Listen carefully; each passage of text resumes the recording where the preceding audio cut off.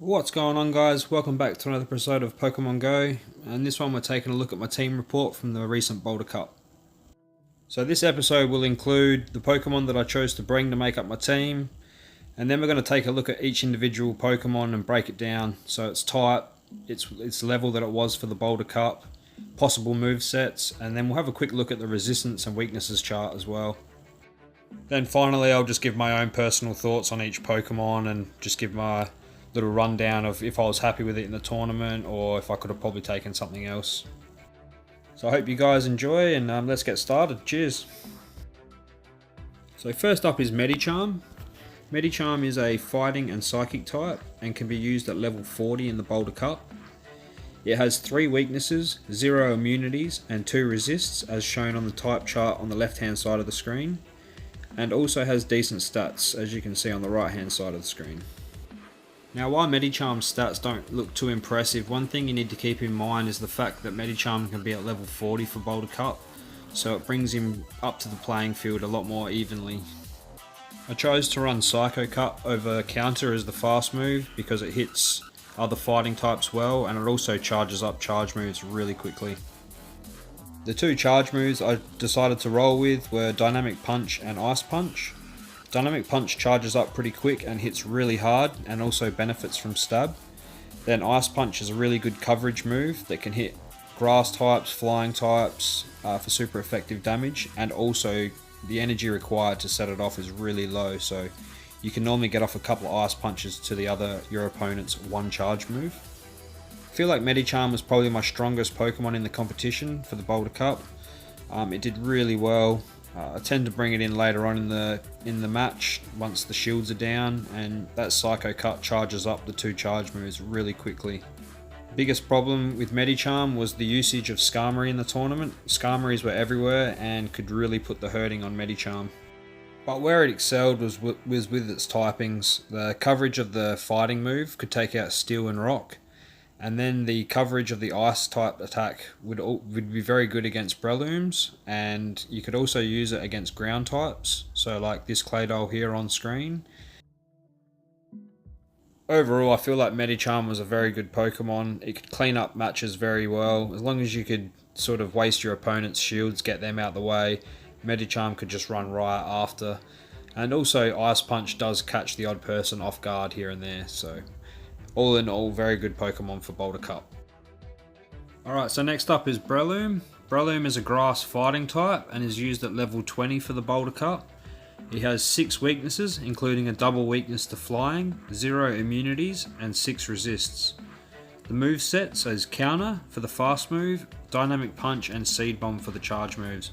Now Breloom was in the team pretty much to counter Whiscash, Quagsire and Marshtomp. In my league, or the people that I play with in my area, there was a lot of usage of ground and water types, so with them having the double weakness to grass, I just had Breloom on there to kind of scare him away and almost psych my opponent out in team preview. Moving over to his stats now, you can see that Breloom has a really high attack stat, so you know he's going to hit really hard. He's a bit of a glass cannon, so you don't want to take too many hits with him. The double weakness to flying really is a worry and concern with Skarmory usage, so that's something to keep in mind. All in all, I don't think I used Breloom for 1 battle in the Boulder Cup.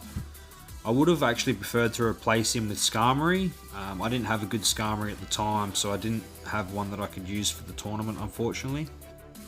But I do know some people that did use him for the Cup and did have some mild success, so he is someone to look into, but he's a very squishy Pokemon with the double weakness to flying and also the ice moves that were going around as well, like Blizzard on Whiscash, Ice Punch on Medicham, so Breloom had to be really careful in battle.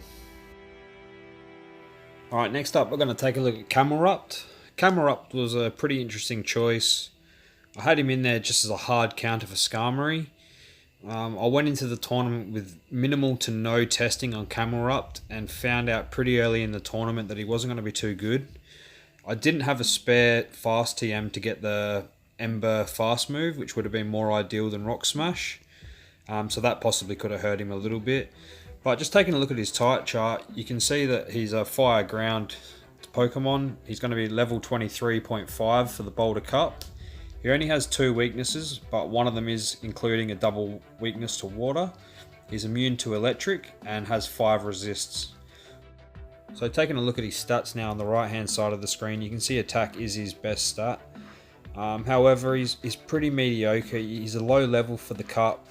His stats aren't that great. I mean, the attack stat's nice, but with overheat and earthquake taking so long to charge up, he really can't stick around for too long. And his 2 weaknesses of ground and water were really exploited through the usage of Whiscash, whose both typings take out Camerupt. So also seen a Poliwrath, a Marsh Stomp. So Camerupt really got owned, and I used him in one battle and that was it. Once I realised that he wasn't going to be too good, I found other ways around trying to counter Skarmory than using my Camerupt. Touching back on his moveset, I would change Rock Smash for Ember, especially with the purpose of having him for a Skarmory counter. He wanted to have that fire typing to do as much damage as possible. That being said though, his charge moves did really let him down. They take way too long to charge up, and you can see on screen now, Skarmory's pretty much taking him out with just fast attacks. I'm not even halfway through charging an Earthquake and I'm nearly fainted, so let my mistake be for your gain, and make sure you test your Pokemon before tournaments, it's really important. Next up is our Whiscash. Whiscash is a water and ground type Pokemon. He's used at level 25 for the Boulder Cup. He only has 1 weakness, which is a double weakness to grass. He's immune to electric and has 4 resists. Taking a look at his stats on the right hand side, he has the monster stamina at 242. Pretty modest attack and defense, but the stamina is where he really sort of excels. Movesets I chose to run were Mudshot, which is one of the best fast moves you can get in PvP at the moment. Water Pulse for the coverage, and Blizzard, which does a high amount of damage, and it's good for the Brelooms and neutral damage on Skarmory and stuff like that. I chose to run Blizzard over Mud Bomb for the surprise factor and coverage, but having faced a few Whiscashes in the tournament that had Mud Bomb, you could really go either way. It depends on your own personal choice and the way you're deciding to run your team. But Mud Bomb, Blizzard and Water Pulse, all really good charge moves that complement Whiscash nicely and charge up really quick Mudshot. All in all, Whiscash did a really good job. He was probably the second best Pokemon in the team next to Medicham. His typings let him have really good coverage. The water was neutral against steel. Ground types could take out steel and rock as well. So I feel like Whiscash did really well for me and I wouldn't change him. Alright, next up is Forretress. He's a Bug Steel type Pokemon. He's used at level 23 for the Boulder Cup. He only has 1 weakness, but it is a double weakness to fire. Immune to poison and has 8 resists, including a double grass resist. Forretress is a really tanky Pokemon. As you can see in his stats on the right hand side, 205 on the defense, backed up by 181 on the stamina. So you can see that he's a really tanky Pokemon, having both the stats up there, and complemented by the fact that he has 161 attack stat, which isn't too bad for a Pokemon that can take a lot of hits. The moveset I chose to run on him was Bug Bite for the fast attack, and Heavy Slam and Earthquake for charge attacks. Heavy Slam is used because it charges up really quick, or quicker than Earthquake I should say, and also benefits from Stab. Then Earthquake's there to catch people off guard, and a bit of the surprise factor if you like, and also has a nice amount of damage on Earthquake, so if you can get one of them off, it will catch people. After I found out Camerupt wasn't going to be too good, I ended up using Forretress a lot against Skarmory's. I was just doing kind of the steel versus steel and just trying to nullify my opponent's Skarmory, and only having that 1 weakness to fire meant that Forretress could often stick around for a long time. He has the 8 resists as well, so he was a really good neutral Pokemon that I could just send out to try and nullify an opponent's Pokemon that I couldn't deal with the remaining 2 Pokemon in my team. So he was kind of a fallback guy, and he did a really good job, and I recommend that you should probably look into using him if you've still got a cup coming up in the near future.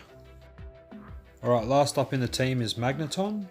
Magneton is an electric steel type Pokemon and is used at level 21 for the Boulder Cup. He has 3 weaknesses, including a double weakness to ground. He is immune to poison and has a whopping 11 resists, including a double steel and flying resist. Taking a look at his stats, and you can see for a steel type he doesn't have the best defense or stamina, but he does hit really hard with that 223 attack stat. So if you can get off charge attacks and try and shield him a little bit, that's where he will excel. Magneton was on the team again for another Skarmory counter, having the electric typing. Although I did do some testing with Magneton, and Zap Cannon takes a long time to charge up, and that sort of hurt him in battle. I had mixed results with testing, so it kind of made me a little bit nervous to bring Magneton in. Ground types were everywhere. I felt like every team that you went against had multiple ground type coverage, and that double weakness was really being exploited through the tournament. So he saw minimal usage himself. A guy that I play with from time to time, he actually competed in a different tournament, and he used Magnemite, which is the basic unevolved Magneton. He gets up to 1300 CP, fully maxed out at level 40, and has access to moves Thundershock and Discharge, which when paired together are a really lethal combo. Thundershock gets off a lot of damage and charges up Discharge really quickly. Discharge itself is a low energy costing move, so they go really well together and can really put on the hurting. So knowing what I know now, I probably would have decided to go with Magnemite over Magneton. Having access to the better, more potent combo of Thundershock and Discharge would have been better for the competition in my opinion. Also, the fact that he's level 40 would have offset the fact that he's not an evolved Pokemon. So if you have an upcoming tournament, I'd look at using a Magnemite too. The two moves I chose on Magneton were Magnet Bomb and Zap Cannon. Magnet Bomb got set off pretty quickly, so I could get a few of them off, and that worked really well. But the Zap Cannon took way too long to charge up, and that's often the move that I needed, so I found that really hurt Magneton. So in summary, I was pretty happy with the team I took. 4 out of the 6 Pokemon did really well. If I could have my time again, I would have changed out Breloom and Camelrupt. I definitely would have had a Skarmory in there if I had one in my Pokemon storage to use. I also learnt that I need to be prepping a lot more and testing a lot more Pokemon. So if you have an upcoming tournament, please test and prep. It's really vital to knowing what's going to work and what doesn't work. Because once you're locked into your six Pokemon for your team, that's it, you're locked in. So you really want to make sure that you've made the best choice possible. So from a personal point of view, the tournament that I competed in had 10 people, which meant that we had 4 rounds to compete in. Out of the 4 rounds, I went 2 wins from 4 best of 3s. So I feel like it was a very average tournament and I should have done a lot better than I did. Watching over some of the footage that I have, I can see where in a lot of the battles where I've made mistakes, and I feel like the pressure got to me a little bit. So the more tournaments you can compete in, the more composure you're going to have and the better outcome you're going to have. So keep battling, keep testing, keep training, and do as many tournaments as possible. Through doing this, you'll see which Pokemon work, which Pokemon don't, and it will allow you to also test some strategies in battle, you know, saving shield, saving charge moves, which Pokemon to do that for. Some Pokemon are good to take hits with, other Pokemon you don't really want to take hits, so you want to save your shields for them. And yeah, so that's it for this one, guys. Thanks heaps for watching. If you could take a second to leave a like and a comment, that'd be really appreciated. Please stay tuned for some more PvP content. I've got a lot of stuff planned, so I hope you can join me in the future. Cheers.